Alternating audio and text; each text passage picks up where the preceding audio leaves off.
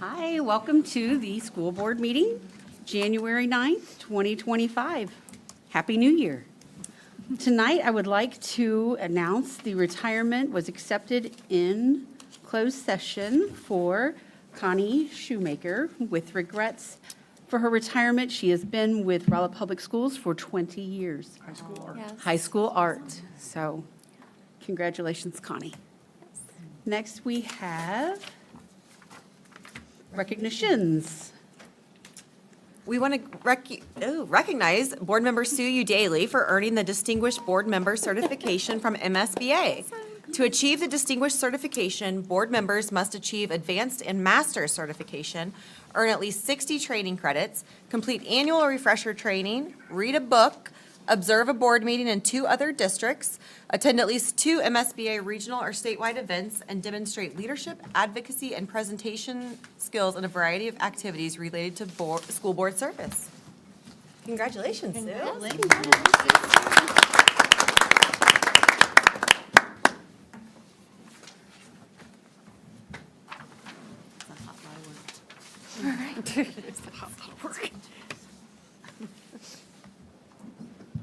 Now, it is time for questions from the floor. At this time, any person wishing to speak on any previously discussed through the administration channels and not on the agenda will be granted 5 minutes to make a presentation. Please state your name. Nobody.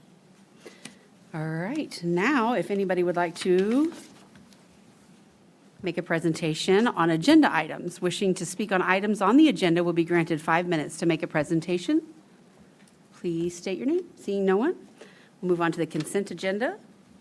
The consent agenda is utilized by the Rolla Board of Education as means of dealing with routine matters, which must be considered by the Board of Education but require a minimum of discussion. All Board of Education members receive and review written information supporting the items listed in the consent agenda well in advance of the meeting. While any Board of Education member is welcome to remove any item from the consent agenda for separate consideration or discussion for any reason, typically it is approved in one motion with minimum of discussion. A recommendation has been made for items A through E to be approved. I believe there was one bill we needed to. No? Is there anything? It's not, okay. Perfect. All right. Can I get a recommendation for the consent agenda, items A through E? I make a motion to approve items A through E on the consent agenda. Thank you, Jessica. I'll second that. Thank you, Carla. All in favor? Aye. Those opposed? All right, thank you. Tuition, where are we at? That was all approved. Dr. Dare? Yeah, old business. Old business, long range? So we don't have a formal presentation for you tonight. Work is still continuing at the high school, but we're still waiting on pieces and parts. I mean, we're just not there yet. So we're still, everything is still on track. We're still getting word that we're still looking at delivery coming in these next few weeks and work happening over the next few weeks after that. So we still are looking at March, April dates and hoping to have those bigger pieces in place. But things are going well. I will report, we had a little issue at the junior high with some electronic components. They're still chasing some pieces of that. Switchgear got brought up. I had a little trauma from before. We waited, Year and a half we of waited switchgear? 14 months for the last one. And so when they said they thought it might be the switchgear was out, I kind of panicked a little bit. It's from the new additions to junior high. We backfed into the old part of the, some of the older parts of the building.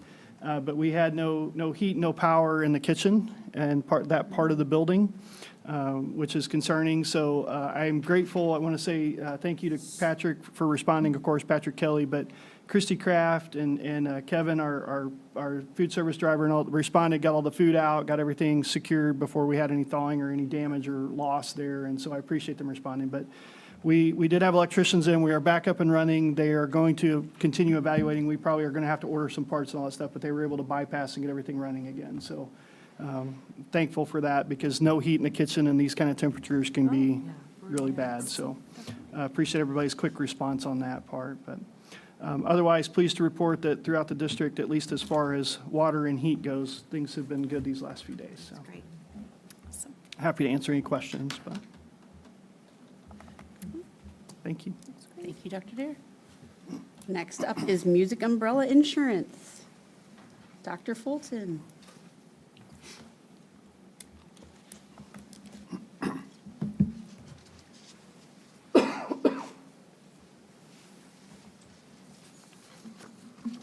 Some of this is going to be a repeat from last time because we're dealing with music, which is our insurance company. So with that, I will run through those pieces pretty quick. So just as a reminder, and is this not, there we go. There we go.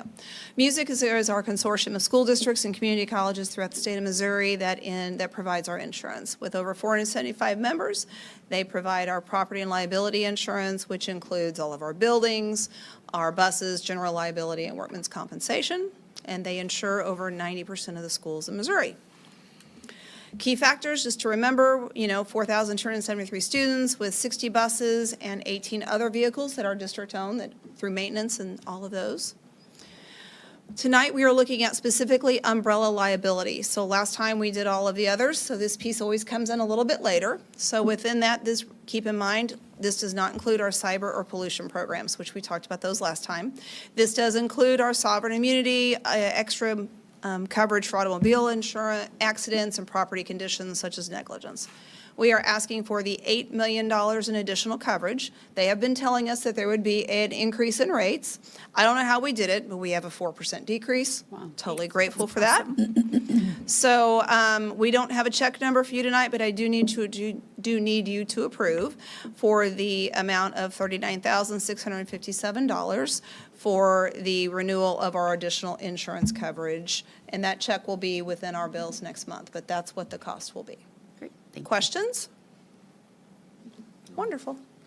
I'll make a motion to approve the recommendation for the 2025 renewal for the insurance coverage.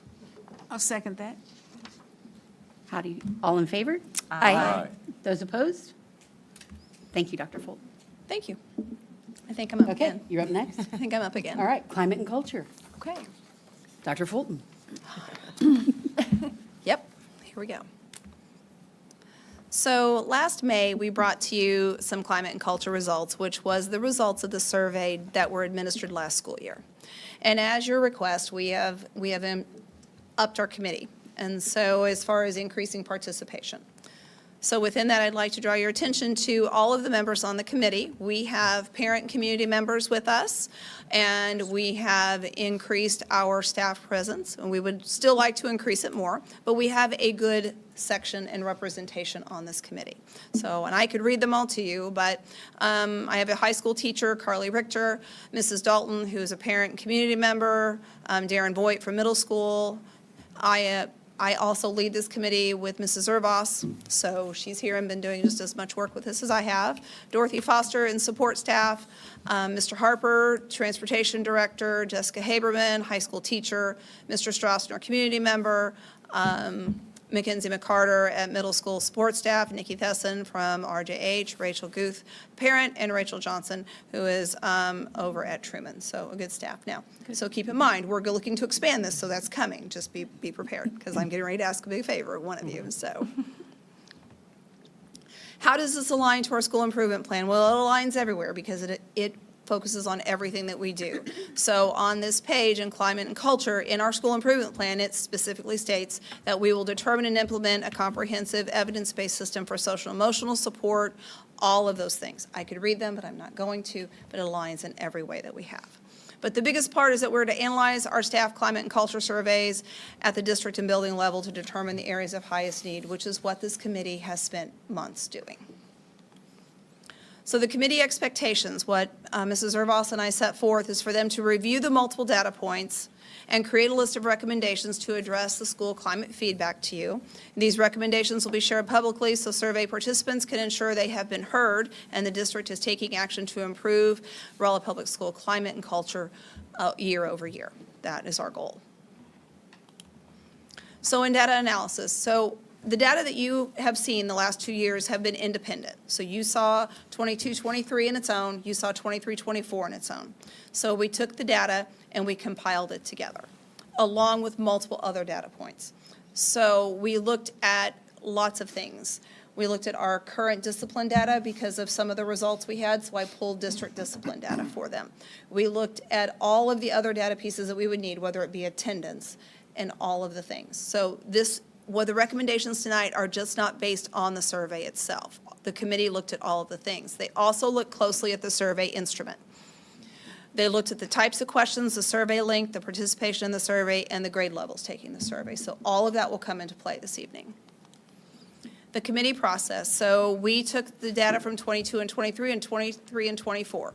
We gathered it, we analyzed it, we put every question out there. We took the anecdotal data by the parents. I will be honest, those had to be altered because there were independent names in there, and we just didn't need names of staff members identified. But we did create the trends and all of those things. That is an issue for us because it's somewhat, we need to be able to say that we've looked at it all. We did, they looked at everything, but we just didn't put identifiable staff names out there. So we looked at it in multiple standpoints. So if you notice in the links, if you would click on the community survey for me. The survey results looked like this. And so in the community survey, we gave that to the community 1 year. That was one off. So all of them look like this. It gave the number of participants, the results, which is an average score of how everything scored on the Likert scale 1 through 5. If you would scroll on down a little bit. And then we looked at different things independently. When I did that, if you would zoom that in just a little bit, so they could actually see that on the screen. When we looked at average scores for strengths or weaknesses, I broke it down by the number of respondents. So you would see the numbers that actually strongly disagreed all the way to strongly agreed. So we not only looked at averages, but then we looked at the ones with the averages that were low and high, and then went from there. Okay? So if you would back out of that. That is the format of every survey that we went through. So we did that for every aspect, to students, to parents, to community, to student-centered staff. Student-centered staff, again, is our staff that is with our students every day, so your teachers and your paras. Non-student-centered staff would be staff that would be over here, not interacting with the students every day. So your central office secretaries and all of those types. Any questions about the surveys so far? Okay. So within that, we identified strengths from the surveys. So we took every one, we looked at it, we looked at the strengths, and overall, this is what the committee has come away with. We asked for 3, they came up with 5, and there could have been a lot more. So one of the things that was evident from these surveys, and every one of them, is the student-teacher relationships, is that students feel valued and cared for by their teachers. That was very evident from the parent survey, the community survey, and the staff survey, because they talk about caring for their students. The communication, while the year before in 22-23, it was hard sometimes to communicate. We didn't have Parent Square, and thanks to Mrs. Zervos, we now have Parent Square, which has improved our communication pieces, and last year it had been improved as well. So that is a big strength. The quality of our schools and facilities, the community and the parents and the students, they are all very proud of what we have. The quality of the education that their children receive. Everyone was very pleased with that. And the access to technology that all of our students have. They were all very pleased, very big strengths. Questions about the strengths so far? Okay. Areas of improvement from the survey. In every survey, bullying became a topic, as well as discipline and equity and disrespect towards staff members. So let's break those down a little bit more. Bullying. This includes, so what we found is that bullying, while it does occur, it is also a buzzword. But bullying has a legal definition that we go by. So when we look at what parents are saying, well, yes, bullying and bullying and bullying, when we look at our discipline data, those numbers didn't always correlate. So bullying, according to the state law, is a repeated behavior. In a lot of people, they think, well, bullying is, somebody picked on my child, that is bullying. So we talked about that a lot. What is the definition? I gave them the definition. And we talked about, do we need to educate what the definition of bullying really is? Because when kids pick on each other, we deal with it, but it's not always bullying. It could be misconduct. It could be harassment. So and how we coordinate and identify things. We've also been working with the administration team this fall about all of those things. So everything is considered and categorized as it should be. So we have had lots of discussions with that last August with them. So we believe that we need to educate people as to what the actual definition is. Now, do we ignore those behaviors? No, we do not, but it may be categorized as something else. The committee also suggested expanding efforts in education to parents and community members and to involve the parents in that conversation. So bringing up an education piece for everyone, offering up maybe some classes. What does that look like and how do we deal with things? And then taking a proactive approach to bullying. So do we need to look into some type of a character education program, a positive behavior intervention support program of some type to implement district-wide? So we take a proactive nature to that, and we educate people and educate students in what it is. What do we do? What do we look for? You know, how do we treat people? How do we do all those? That all falls into our social and emotional learning piece, which is already in our school improvement plan. But those are the 3 recommendations in regards to bullying that we have come away with. Questions in regards to that? Comments? Okay. Discipline and equity. So this is a hard one because everyone, whenever we ask the question, is discipline fairly handled? Well, that is very subjective because what I may think may be fairly handled, other people do not. We are bound by the Federal Education Rights and Privacy Act where we cannot talk about the discipline of other students with other people. So they don't always see that and they won't always see what happens. So education around the policy. We talk with our administration team a lot about consistency, which they do a very good job with, and then transparency in reporting the discipline data. So those are the things that we've talked about there. That's a bit of a harder one, but it also goes in with our education piece with bullying. We can also address that at the same time. And then within that, there was a culture of disrespect towards staff members, mostly in the student-reported data. And for those that are here with me tonight, and those that are, we have several members watching at home, and so thank you for being here tonight, those of you on the committee. Again, when we talk about a culture of disrespect towards staff members, we also need to look at, again, that proactive piece with bullying. It addresses these issues as well. So that's what we've come away with, to focus on those items to write into our school improvement plan. Questions so far? So back on the bullying, I believe if I read correctly, cyberbullying was also Correct. mentioned. It was. So what, did you guys talk about that? We did. As far as how you were going to address it? So cyberbullying is hard. Right. We can only address cyberbullying when it creates a nexus to a disruption at school. But within that comes that education piece. So how do we help educate parents on how to handle that as well? Because many parents don't know what to do. How do we do it? So within bullying, a great big topic, we believe that if we include all of those things with bullying and do an education piece, an education push, that will help everyone deal with that. Okay. And include that in there. Because bullying, while we do have it there and they see cyberbullying, it is one big problem. So do the schools deal with cyberbullying? Yes, they do. But again, it has to create a nexus and a disruption for us to deal with it. So we want to be able to work with local agencies and partners to empower our parents to be able to handle that better and what to do. That is part of that plan. Okay. Great. Okay. We looked at survey participation. So on this screen, if you look at the older student population, we only had 757 students in grades 7 through 12 take the survey, 737 in 23 and 24, when our total enrollment is over 1,900 students in 22-23 and 23-24. We would like to increase that. Younger students, we've only administered the survey in grades 4 through 6. Again, 453 students in 22-23 with 737 in 23-24. That is still better, but we have not surveyed any students in any elementary building. So we would like to expand that. Our community, we didn't administer the survey in 22-23. We had 140 responses. It's a good start, but we want it to be better.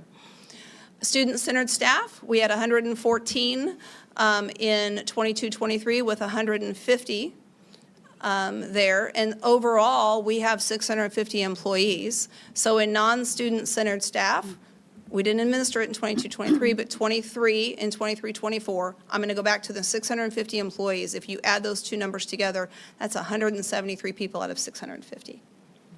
And then parents, we had 417 in 22-23 and 488 in 23-24.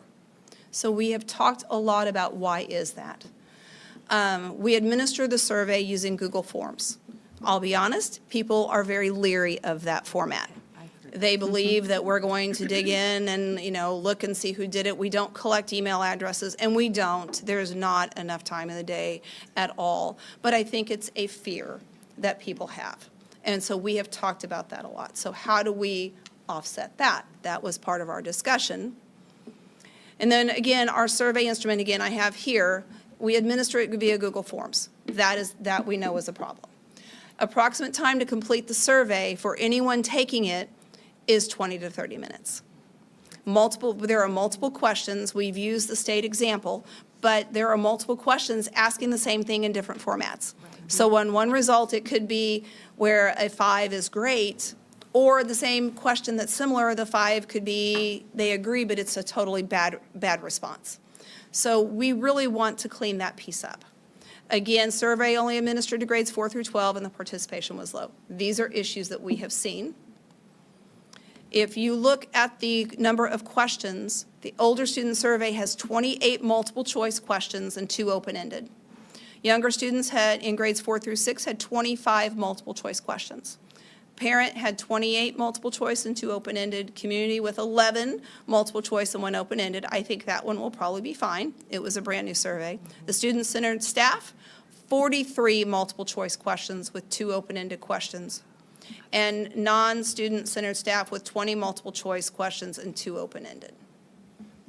So within each of those breakdowns, whenever I did that, it was noted in there which questions were only asked in 22-23 and the ones only asked in 23-24 because they had switched up some questions. So that was noted in all of the study as well.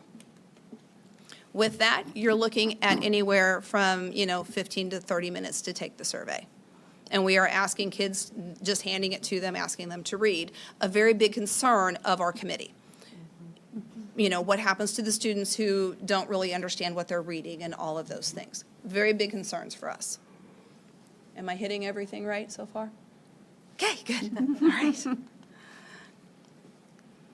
So our recommendations in regards to the survey instrument is that we want to increase the numbers of all stakeholders. We want a better representation to make better recommendations to come in because we want to hear the voices of everyone. So they asked me to investigate a third party to administer a confidential survey. We want data to be compiled by a third party, leading to a faster turnaround and more timely recommendations for the action steps that we could bring back to you. Because keep in mind, we presented to you in May, it is January. So we really want to be able to do that quicker. We want to be able to create surveys so the questions are targeted to allow for better data analysis. So if we ask about bullying, well, some of the next follow-up questions need to be, where are you bullied? What are some of the questions? Yes, we need to be able to target and pinpoint those things in order to create a better action plan, especially at the school level. We want to be able to survey students in grades 1 through 12. We could possibly move that to K through 12, but right now 1 is our thing.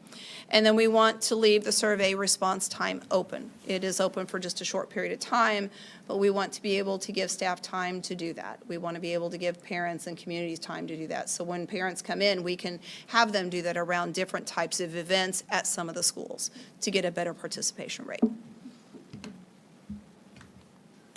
So at the ask of the committee, I then did 3 different companies. Number 1 being SurveyMonkey. SurveyMonkey is very well known to administer surveys. They will not, according to their policy, administer surveys to students. Not within their realm. That knocked them out. JotForm, they will do the survey. They'll put it in with whatever we want, but they will not analyze the data or help write the survey, and we'll talk about their cost in a minute. And then Qualtrics can administer the survey to all students, grades 1 through 12 or K through 12. They will help us write the survey, and they will provide us a data dashboard. So the JotForm cost, the initial cost of it, and I'll just go through the breakdown first, $8,328 annually for 5 users. That's 5 users to go in and work on the survey. After that, it is $5,829 with the educator discount. Additional users can be added at $79 per month, but if you have the discount, it's $55.30. $2,490 annually for the single sign-on, $4,788 annually for a HIPAA server if necessary, and then custom Jotform Enterprise boot training, one-time fee of $3,500 for them to train us on how to use it, with a total cost, initial cost of over $16,000, reoccurring cost of just over $13,000. So I also reached out to Qualtrics. The Qualtrics implementation fee will be $10,575. Advisory services of $1,500. They will work with us in creating surveys that will ask the same questions to the students in first grade that we asked 12th grade. Wait a minute. Is there any, like, editing of the verbiage for first graders? I mean. There is. They will ask. Can we see what kindergartners say? Because that's really what I want to know. We They say could. that stuff.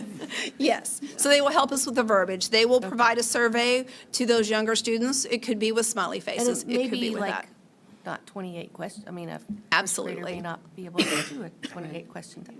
Right. So there'll be some editing according to their age. Absolutely, and we're going to looking at themes. So whenever we talk about bullying, so there'll be we'll ask a theme, bullying, we'll ask safety, and not 5 questions asking the same thing over and over, Yeah, that'd to be be great. honest with you. We need very simple information back. They have been doing this over. And then survey hosting, which is $2,000 yearly for a total cost of $14,075. Have we ever used Qualtrics before? We have not here. Okay. I used it to write my dissertation, but there's a free version. But it doesn't give us these extra pieces. And the free version was good. Whenever I did my anonymous survey or confidential survey, it was great. But yes, but for them to help us, what we get out of them is a data piece. We will get a data dashboard that will be put out there, be able to put on our website, where they will actually run some of this data for us. So we're not sitting there running the data and going through it. So we are actually being very transparent in that we're going to administer it on this platform. They're going to give us the data back. I like that. Yeah. And that's very important to this committee, for us to be able to say that. And then we can give a turnaround of better recommendations back to you. So the idea is to come back in by August, with more recommendations to start off the next school year to be able to work on things. And they're able to relate our previous questions to the new questions to give that data? I or- don't know that they'll be able to do that, but we know which questions we have. We now have it broke down, so we'll be able to take and relate some of that ourselves. They won't relate everything we've had prior, but they will be able to do that moving forward. Good. So we'll be able to push out a website to say, here is our data, and then here's how it correlates. And then, therefore, we believe it will up our participation because that transparency is there. We're not manipulating the data. It's coming to us. We are making those decisions past that point. Great. And this should be able to drill down too. Yes, So you can they will. go down further into Correct. bullying or whatever topic that or Yes. theme that you've come up with. Yes, we will. Yeah, it's a great program. It is.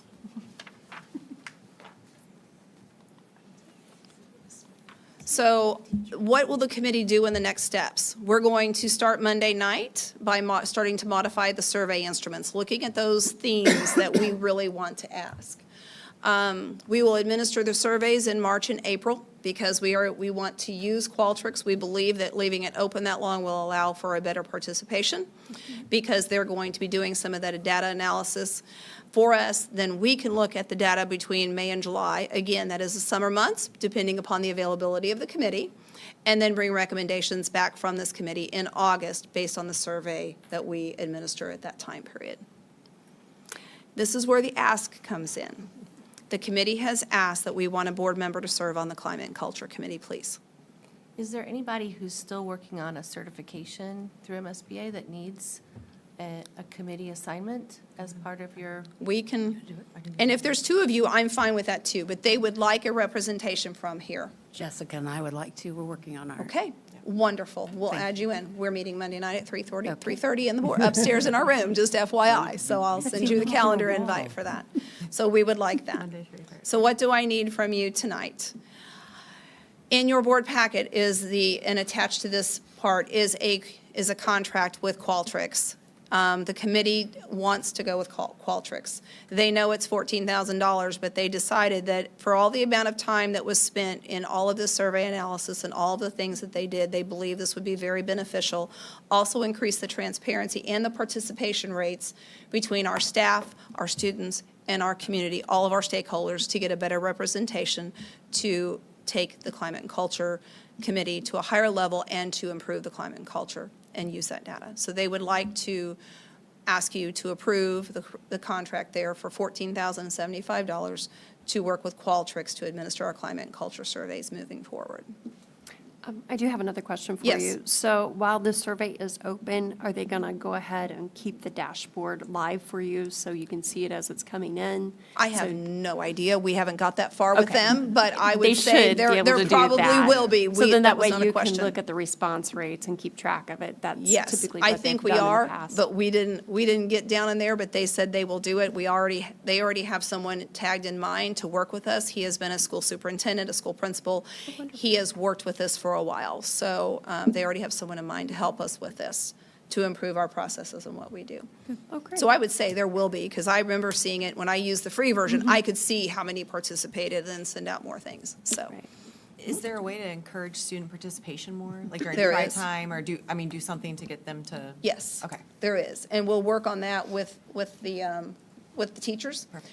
And at the elementary levels, those elementary teachers are going to have to read it to them. So we are going to ask them to do that, because we really want to hear the voices of every student, as many as possible that we can. And So making sure the yes. community knows as And the well. community knows, and Mrs. Zervos will go with the push out and that with her and her secretary. They will continue that push out. We'll ask at chamber meetings, we'll ask at different community meetings, we will ask for that feedback Good. as well. Anything I missed? Dr. Fulton. Oh, thank you. By the way, that is Mrs. Gossett, so she Dr. is, Fulton. she has been, huh? Go ahead. No, so she's been part of our committee, so. Good.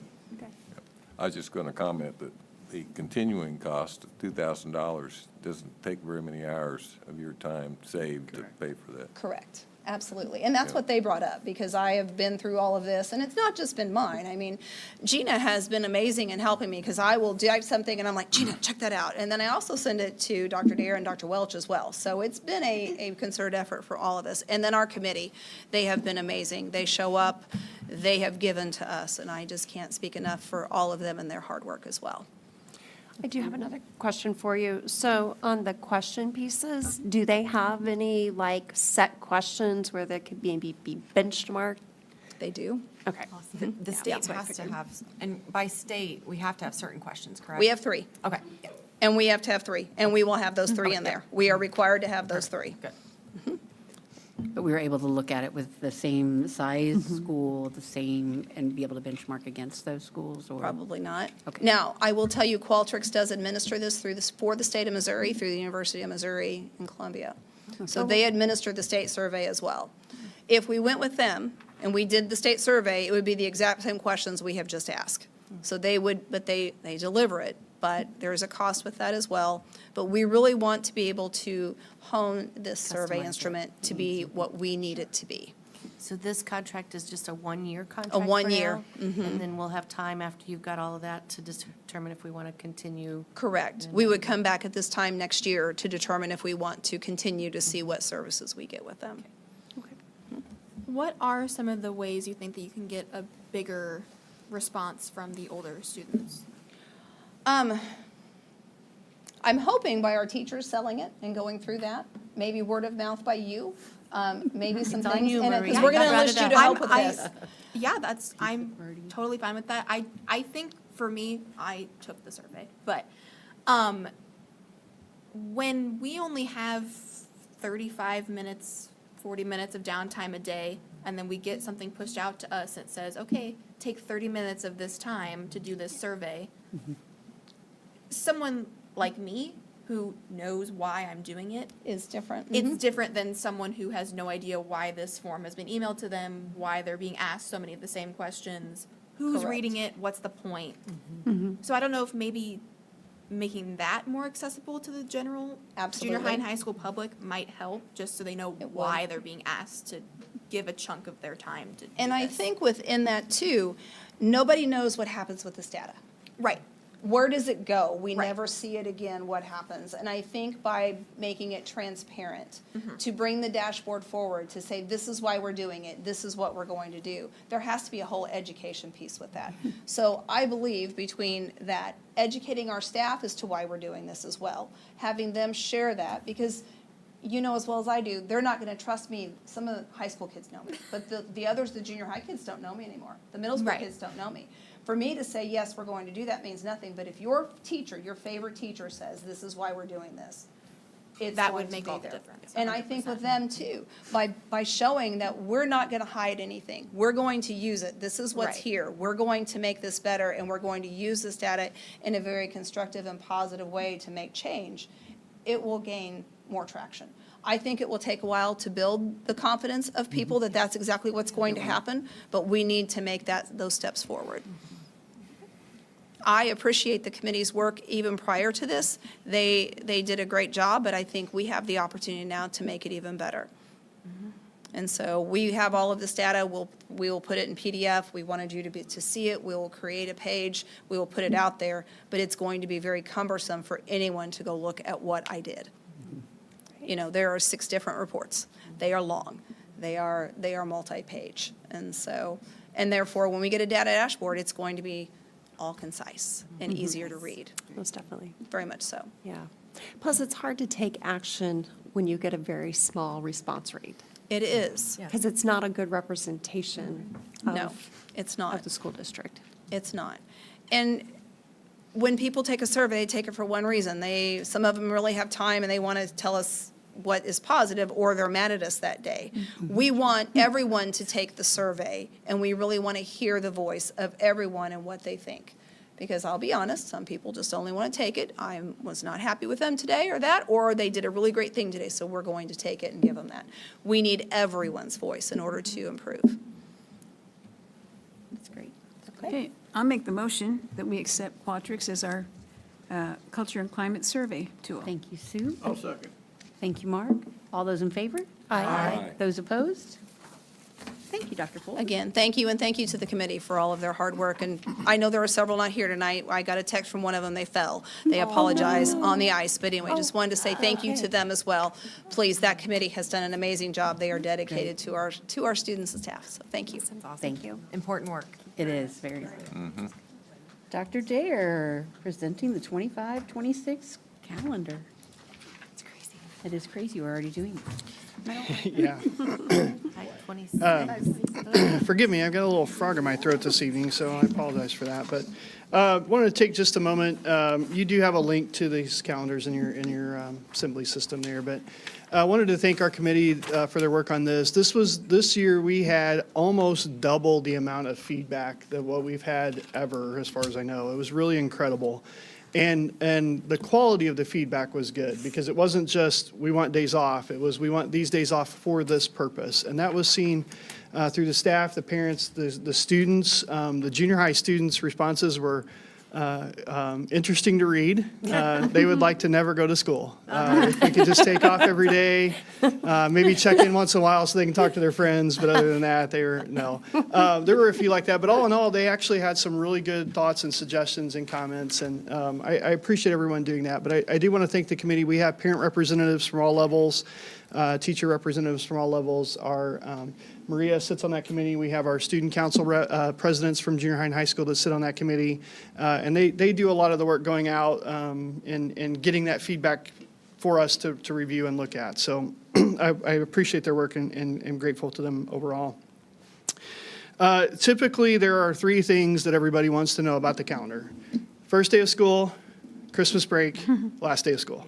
Yes. Those are typically the 3. This year was a little bit different. So while those were brought up and were discussed slightly, the hottest topic this year was actually Thanksgiving break. There was a fair faction of people who were advocating that we take that entire week. As we have the last several years, we attend school on Monday and Tuesday. But there was a fairly large group advocating that we take that entire week off. There was also a fairly large group adamantly opposed to that change. And it was very interesting to listen to the justifications and the reasonings and all those things. And I can't say that either side is right or wrong, because I think they're all legit as far as their responses. Advocating for the time off, travel and a little bit more of a break and those kind of things. The common threads advocating against it are we come back in a relatively short time period in December. Those extra days have to be recovered somewhere, and nobody wants to give up the days other places and all those kind of things. So what we're actually presenting to you tonight is a calendar very similar to what we've done the past few years.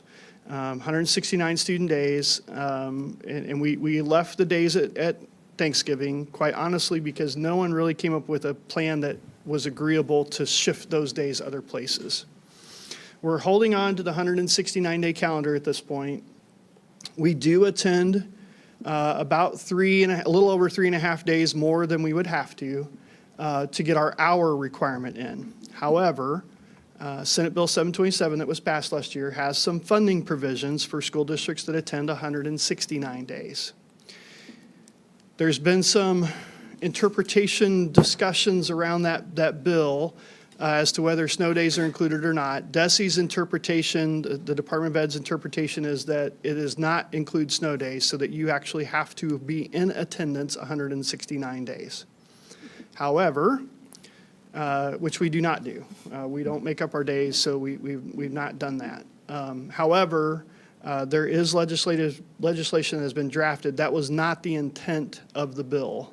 So there has been legislation already pre-filed for this upcoming session to fix that to the planned 169-day calendar that we follow. So I feel like it would be irresponsible to just set that aside at this point until we wait and see what happens there. So in reviewing everything else, the debate around the first day of school is, do we go on Monday, do we go on Tuesday, do we wait till Wednesday? Again, where do we make up those days? How does that fall? Going on a Monday is somewhat difficult. It's nice from our, especially our support systems, to have that Monday. It gives transportation an extra day to deal with enrollments and open house changes from parents coming in for those kind of things. It gives our food service folks a little, like the day right before, so they can prep and be ready for that next day. So not starting on a Monday is helpful in that regard. Of course, the law passed. We can't start 14 days prior to Labor Day, so we're starting one day past the earliest that we can start. We're still out before Labor Day. Spring break still matches up with S&T. Everything else is pretty much exactly the same that we've done in the past. So this is the calendar that I would present to you for the upcoming school year. Happy to answer any questions. I know I went through that kind of quickly, but we did shift a little bit of the professional development days around, and there was some committee feedback on, dates that might work better and spread the things out a little bit, but still allow us to get done what we need to get done. So we did shift a few of those dates and try to accommodate some speakers and some different things that for next year, but nothing significant there. We're still looking for the seniors to get out the week before Yeah. graduation being Yeah. the end of that week. Graduation would be like the 10th, right? Would that be the 10th or the 17th for graduation? Do we know yet? Usually Mother's Day, right? It usually is, Well- but I believe that it is not I think Missouri S&T has this moved coming it, year. I yeah. think it shifted a week, yeah. Yeah, I think it's so. the 17th. This year it's not. I make a motion to approve the 25-26 calendar as presented. I'll second that. All in favor? Aye. Those opposed? Thank you, Dr. Dare.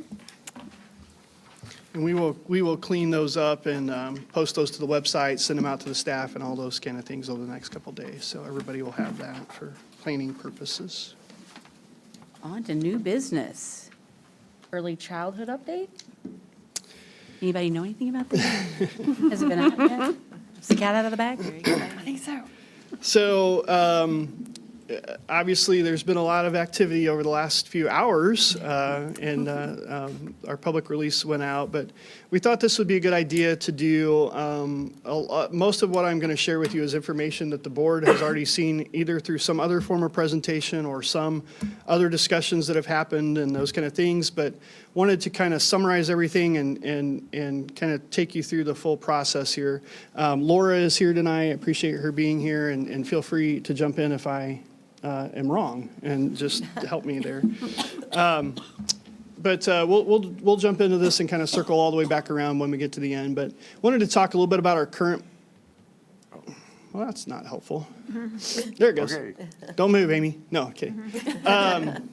Our current model, just to kind of help maybe even our viewers that are watching just kind of understand. So we currently do our early childhood programs through all 3 elementaries, but it's not equitable in as far as what's in each building. So I'm going to kind of start at the bottom of that list and work up. So we serve about 160 current students, roughly a little over that.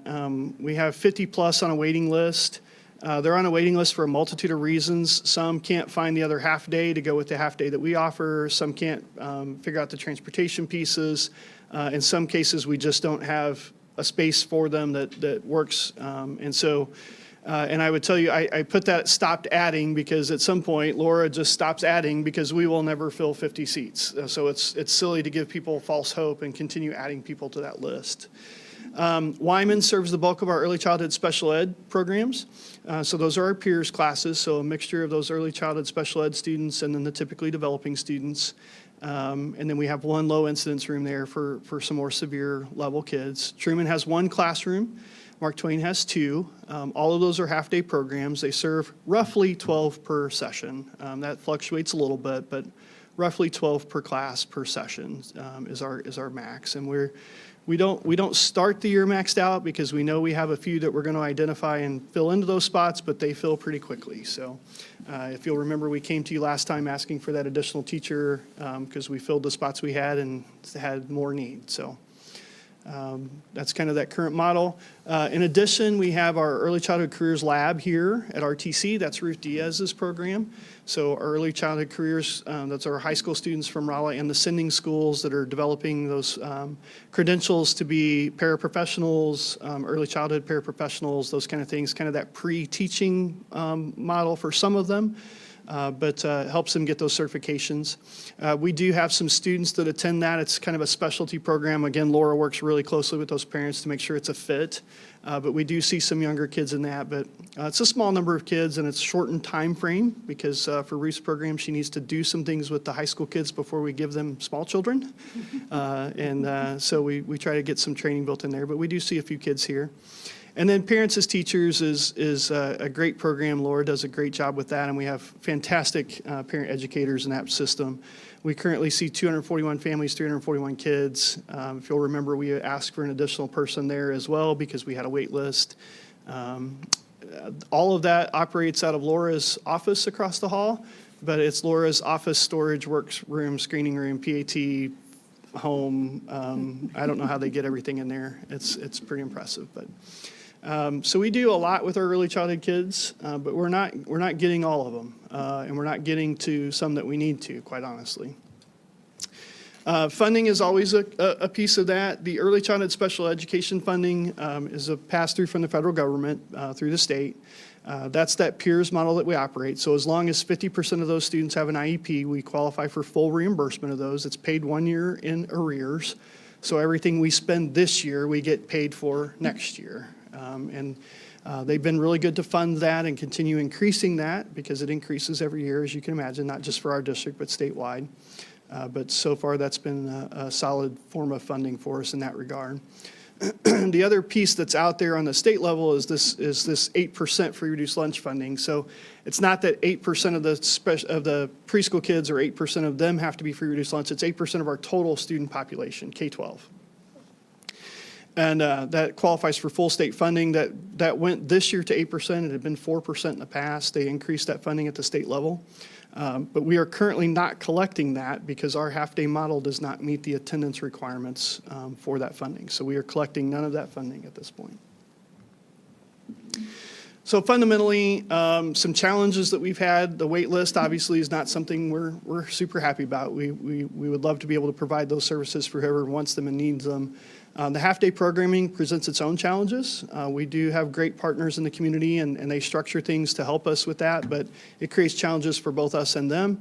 Transportation is always an issue, so we have to shift these kids at midday one way or another. Parents pick them up, grandparents pick them up. We take them on buses to the private partners.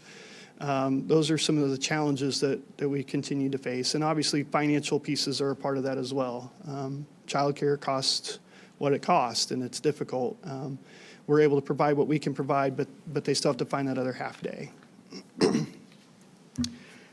So very pleased to announce, and I think probably most people have seen the press release seem to spread very quickly. But we're very pleased to partner with the Phelps County Community Foundation with what we hope is a good solution moving forward, and I believe that it will be. So we're going to talk a little bit about the Phelps County Community Foundation Early Childhood Center that we are partnering with them and Four Rivers Community Healthcare to provide. So we'll dive in. This is a little rendering that we're kind of sharing around. I put, actually Gina put these in for me because I don't make these pretty presentations, you know that. So Gina made it pretty for me. We put that in there. This is not what we think is going to happen, but we want to make sure everybody understands. We are in conversations. The Phelps County Community Foundation is donating a substantial amount of money toward this project, and that includes some naming rights for the building. So Phelps County Community Foundation Early Childhood Center is what we're calling the building, and that is what we will reference that as we go forward. But we will, of course, acknowledge with signage and those kind of things, and as we move forward. But we'll talk a little bit about the foundation, and they have information on their website and information that's out there. But they have 6 what they call gears for progress. And I'm not going to go into those all in specifics, but they've done some things around public safety and some other projects in the community. But early childhood is one of those. And I think it's no secret that early childhood, whether that's preschool, childcare, daycare, whatever you want to call that, impacts the community in many, many ways. And so that's one of the pieces that they've taken on as one of their foundational pillars to work on. And that's what really kind of generated this conversation. We do have an existing relationship with the foundation. If you'll recall, Dr. Welch has presented to you before about the new teacher project and the rural schools literacy collaborative, providing the professional development and instructional coaching for all the K-1 teachers in Phelps County. So that's all 5 Phelps County school districts, including us. We're in year 1 of a 3-year program, and we had some speed bumps when we got started, as you would expect with any program, but I think things are going pretty well there, and everybody's working well together, and it's doing what it's designed to do. I would say that there's been some collaboration with DESE and the Regional Professional Development Center and those kind of things. They're really, truly hoping to replicate this model on a grander scale statewide. And I don't want to spend a ton of time with this, but the part of this that I like is typically we get initiatives from the state and those kind of things. We get professional development, they train us, and then they disappear. And our staff changes, things change, things evolve, and we don't get any follow-up. And that's what this program really does, is it kind of provides that follow-up. So we get the training and then 2 years of follow-up to help make sure and support that we're able to implement. So we appreciate that support and that initiative as well.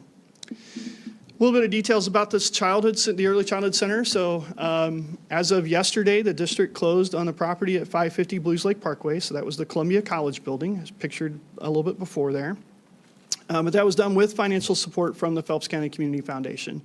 So at this point, as you've noted in the press release, they have committed to just over $1 million. I think we're at $1,050,000.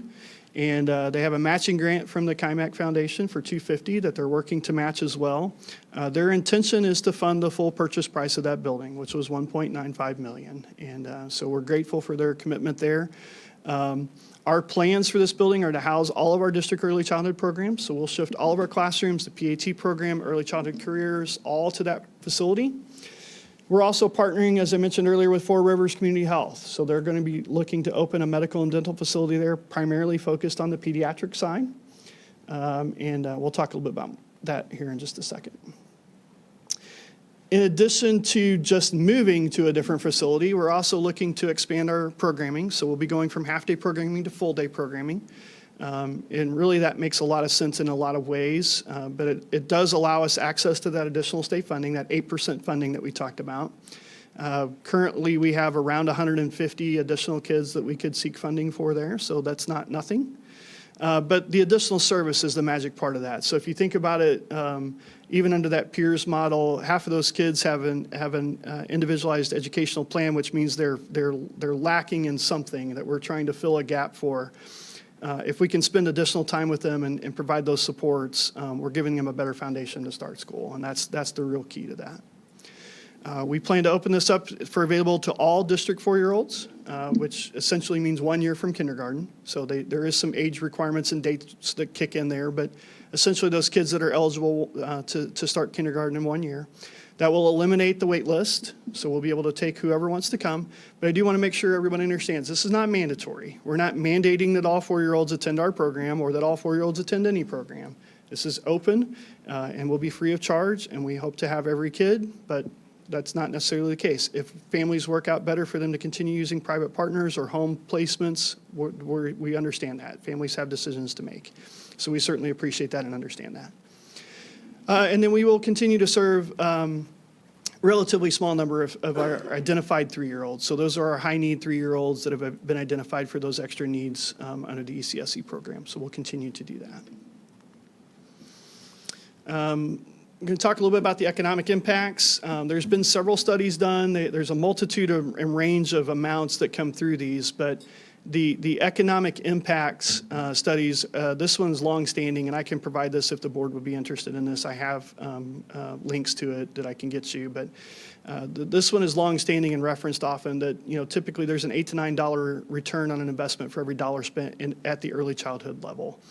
And as the old band director, I can tell you it makes sense to me because if you can help correct behaviors before they become habits or before they're practiced in the wrong way, you gain exponentially faster. And so that's where those investments come from. Additional job opportunities, we will of course need additional staffing, custodians, food service workers, additional teachers, additional paraprofessionals. The clinic will need additional staff, nurses, and folks to help with that. So substantial job opportunities coming with this. Working with our private partners, we met with them today. We'll continue to meet with them. Obviously, there's an impact to them, and we're going to work to do what we can to minimize that to their benefit as best we can. We don't want this to hurt them. The whole goal is to expand early childhood access, not to shift it. So we'll continue to work with them, and I am grateful for them coming to the table, and we had good, honest conversations today. It was a great start, but we have work to do there. And then excited about this combined piece with Four Rivers. And I want to give you just a couple of examples here because I think it helps kind of summarize what we've seen in other places that this has worked. But, we have kids who sometimes have chronic ear infections. That's pretty common with that age of kid. So, running a little fever, nurse checks them out, says, I see some things, but you really need to follow up with a physician. Maybe mom and dad can't get off work, so grandma comes and gets them, takes them home. By that afternoon, grandma's giving them some suckers and ice cream. They feel a little better, whatever. It's hard to get into an appointment sometimes for pediatrics especially. So, we do maybe some Tylenol for a day and we feel better and we go on about our business. It comes back again. Or we miss a couple of days and we just try it again and it keeps recurring and we have these issues. With parent permission, what we think will happen is, and what's possible here is, we have the kid that is showing those symptoms and signs. We contact the parents, we get their permission to do these things. We take them over to the clinic straight from the classroom. Mom or dad can Zoom in, teleconference in, FaceTime in, whatever works. They can be there for part of that visit. Maybe grandma still comes and picks up, but now when grandma comes and picks them up, we have a diagnosis, we have a script to hand them for antibiotics, and we're all on our path to be better and address the issue with limited impacts to everybody in the whole system. So that's one example of some things that we think would be beneficial to everybody on the parental side especially. The other one I would mention is there's going to be a little bit of a focus in this for dental care. And I think the key there is, and I would tell you I was this kid, going to the dentist is still traumatic for me because of experiences I had as a child. But the idea being to develop some healthy habits and some preventative care so that going to the dentist is not a traumatic experience and maybe helps develop lifelong habits that are more beneficial. And we all know how it is. If you have major dental work and the dentist says, I need you here for 8 visits, mom and dad may not be able to take off work for 8 times and get that scheduled, and then things get missed and set aside, and it just continues to cycle and the problem grows. So we're really excited about this partnership, and there's a lot of details to work out, and we'll bring those things back to you. But always, I want to emphasize, always with parental permission. We're never going to seek treatment or do things with your kid that's not your choice to do. But we do think it will provide a great option for people.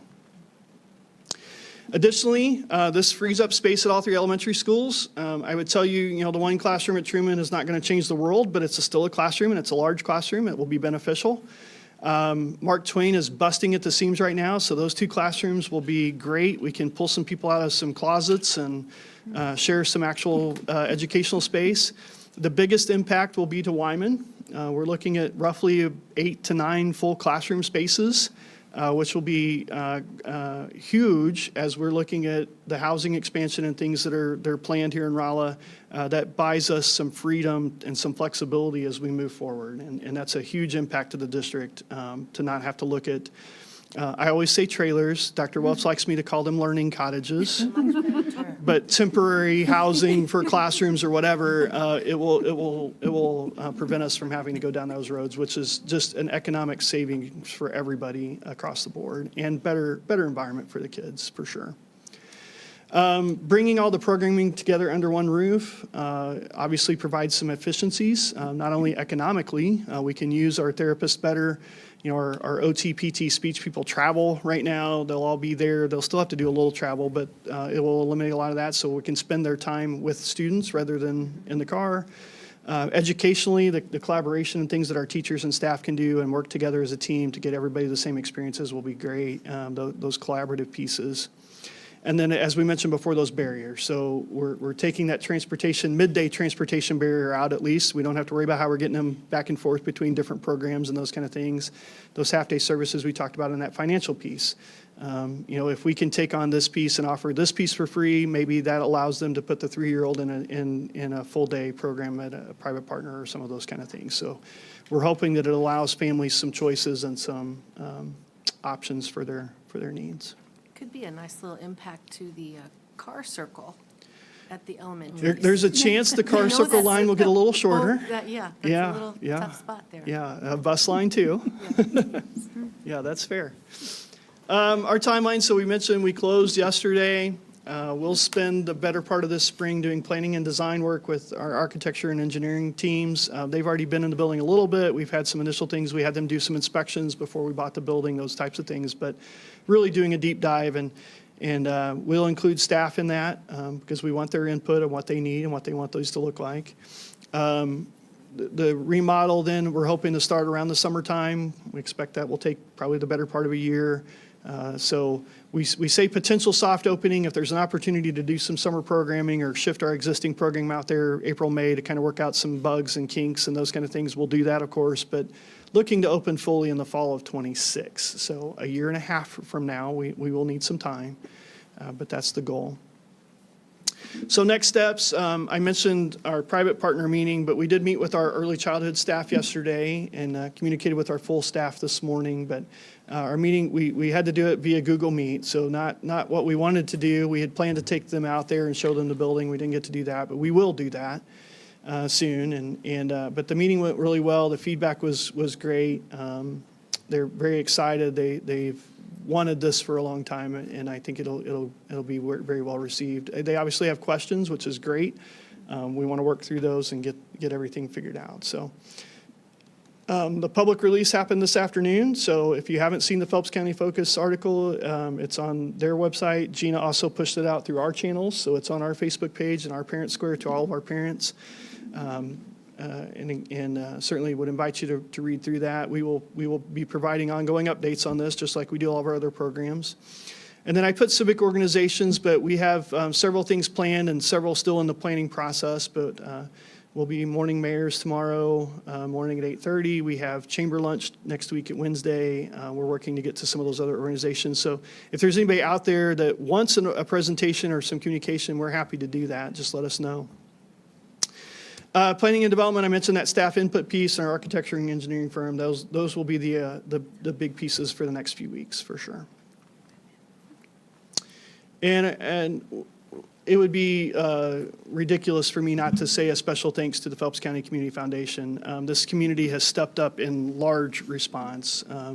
To think that within a matter of a few weeks, really, they've raised $1 million, they're well on their way to $1.5 million, and with a goal of 1.9, that's phenomenal.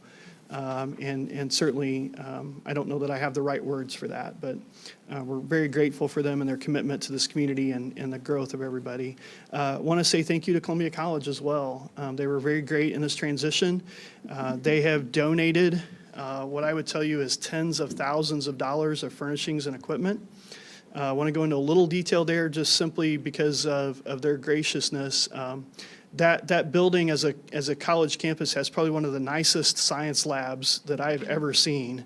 And they left not only the lab with all the furnishings, but a lot of the glassware and equipment. There's 3 fume hoods that are basically brand new. And we're going to transfer all that. Obviously, the early childhood kids don't need that, although I asked the preschool teachers if they thought they could handle that as curriculum. But we're going to be able to take all of that and transfer that to junior high and high school programs and do some renovations in those regards. They left 400-plus folding chairs. There's 100-plus folding tables, desks, all kinds of things out there, computers. It's amazing what they donated to us in that regard. So we appreciate Columbia College in that to you. And I wanted to come up with something cool to say. So this was the best I came up with. So complex problems require complex solutions. And I think that's what this is. This is everybody coming together with a common goal. There are things we've got to work out. There's still a lot of details to figure out, and we have work to do. But the partnerships and supports through this program have been phenomenal. And it's great to just have common ground to build from and everybody being on the same page. And I think that's truly reflective of the Rolla spirit. And it's exciting to be a part of, truly. Well said. Do you have any questions or comments that you would like to make from the board? I was just going to say, it seemed like back in September, we were talking about the housing issues, and then like a month later, poof, Resolved. Yeah.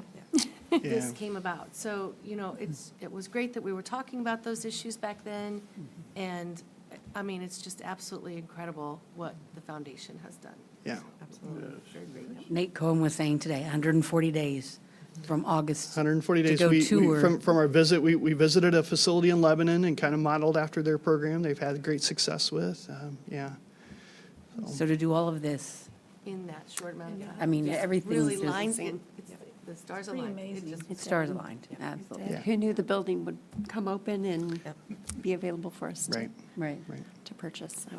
And for both boards to have the foresight of, to look ahead of. To look The ahead. issues we're going to be having with housing, not issues, opportunities of new students and all those things. So. Correct. Yeah, obviously large commitments. I mean, we have some renovation to do, and there's some things there, and we are chasing some other funding options from the state and those kind of things, so there's still some details to work out, but this is a great step in the right direction, so. Yes, And we definitely. got Laura Very Brand to appreciative. And Laura, direct it yes, all. Yeah. yes, Yes. Very Like- exciting. 100%. It's very exciting. It's going to be a game changer for lots of families, I think. So, there you go, game changer. Game Game changer. changer. That came up earlier. We've got it. That's all I have on that. Thank you all. Right, thank you. Thank you, Dr. Dare. All right. Dr. Fulton. This one's short and sweet. I Short and promise. sweet? Short and sweet. I think I have 3 slides. So, I am coming to you tonight again to ask for additional positions. I do that a lot. I'm so sorry. It's the nature of the job. We have students with needs. So we are, due to IEP needs, we are in need of a special ed paraprofessional at Mark Twain this time.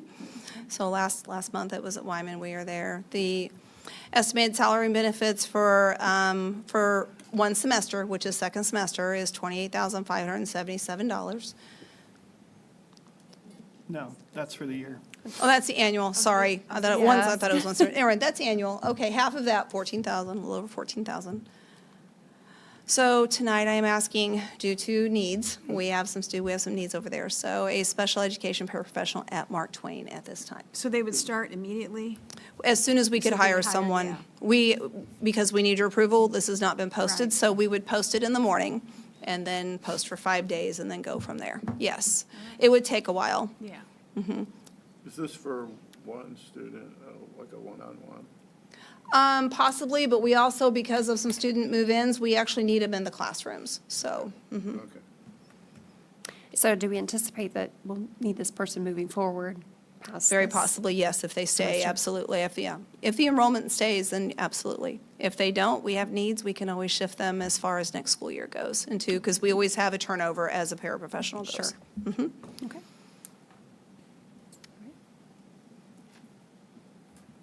I move we hire or make a position for a special education paraprofessional at Mark Twain. Thank you, I'll Mark. second that. Thank you, Charlotte. All those in favor? Aye. Those opposed? Thank you, Dr. Fulton. Thank you. Oh, I'm like looking like I'm, all right, where are we at? Set work date for the work session. So we would like to have some extra time to talk through some preliminary budget information with you as far as a building budget for 25-26, which is, I know, kind of hard to imagine, but that's where we are. Specifically around the early childhood project, Senate Bill 727, which was that massive omnibus bill that passed last year, and then a few changes to payroll processing, some other smaller things, but proposing, we have a scheduled regular board meeting next, in 2 weeks from today, January 23rd. We propose maybe a 2:30 work session time. That'll give us a couple of hours there to do that work, and then we can roll into the regular meeting from there. Does that work for everyone? Yeah, sounds good. Okay. Is that enough time for us to also have a little time? We'll make sure we, For- yeah, we'll make sure we get you done. Yep. Can I ask that, when a good time would be to start looking at an operating budget impact of the facility That's what we're hoping to bring you. there and the building? Yes. Okay. Yeah, we're Very working good. on, we're working on some initial details Oh, yeah. to bring you, yeah. But that's our goal. Is that all we needed on Do we that? need a motion for that? or- Yeah, you motion? need to approve that, yes. I make a motion, we set a work session date for January 23rd at 2:30. I'll second that. Oh, all those in favor? Aye. Those opposed? Thank you. All right, comments? Is that foreshadowing, Amy, or? Oh, wait. Are you waiting for Dr. Dare to make an announcement, or? Are you going to go live with that? It was on there at the that's start, you missed it. Oh, I did, I did. Was it on there? I didn't notice, but yeah, Jim said it was. Okay. I think you're funny. I would say, in that regard, I do appreciate, for the most part, we've had great support in the decisions this week, and they have not been easy. This storm system was just different. And I had a conversation with a gentleman, and I told him I was going to share this. He and I have talked multiple times over the past few years, but, Highway 72 is almost perfect. Highway 63 is perfect. Forum Drive was great. But we don't have a lot of houses on Highway 63. Our buses travel those roads, but they also travel a lot of other spaces. And it seems like everything was either really good or really terrible. And we had the same experiences on our own facilities. Our maintenance team was diligent, as they always are, and we appreciate them so much. Middle school's parking lot sees sunshine, I think, is the difference, and it cleaned off almost instantly. The high school lot, they have poured more salt on that than is probably good for the environment, and scraped it 1,000 times, and there's still a strip through there that won't let I go. think they're at, 7 loads of salt or more? 7 loads of salt, and we had 2 maintenance trucks stuck down by the football field, and all kinds of things over there. But they really have put a lot of extra time in, and we appreciate them greatly. But do appreciate the community and understanding that we make the best decision we can. And while we understand the kids need to be back and we want them back, we could all benefit from a good routine. But we've just had some struggles. So no decisions for tomorrow yet. Have a few places to check, and I got to check that forecast again because I think it's changed from the National Weather Tracy Service. has So it right There you now, go. so. Not looking good. Put you under any it's good pressure. right now. There's nothing happening right now, so that's good. Yeah, there's a little bit of blue behind there. So we'll try to communicate as soon as we can, but It's not been a great week. We understand. And understand that there's a lot of parents who are ready for their kids to be out of the house. So. Anything from Maria? Well, we haven't been back, so I don't have Say, any right? district comments, but I do want to say how excited I am to be back for another term. Thank you, Dr. Dare, for granting me official permission to rerun. I was gonna try and work you guys on it anyway, but loved my time so much doing this, and as we got closer and closer to the end of my first term, I said, I really don't want to give this up yet. And being able to rerun was a great privilege, and I did not take that lightly. Good. And I'm just excited to be back, and I hope that I continue to make you all proud. So that's all I have for you. You do. We're proud of you. Thanks. Thank you, You're Maria. great. We'll you, we'll Maria. do an official swearing in again for Maria next meeting. And, Okay. And make her sign her life away and all those things again. All right. Any other comments? All right, I want to draw your attention to the written reports. We have the attendance reports, the substitute teacher list, finance report, and the cafeteria report. And now, I move we adjourn. I'll second. all those in favor? Aye. Anyone opposed to that? No. Get home before the snow starts.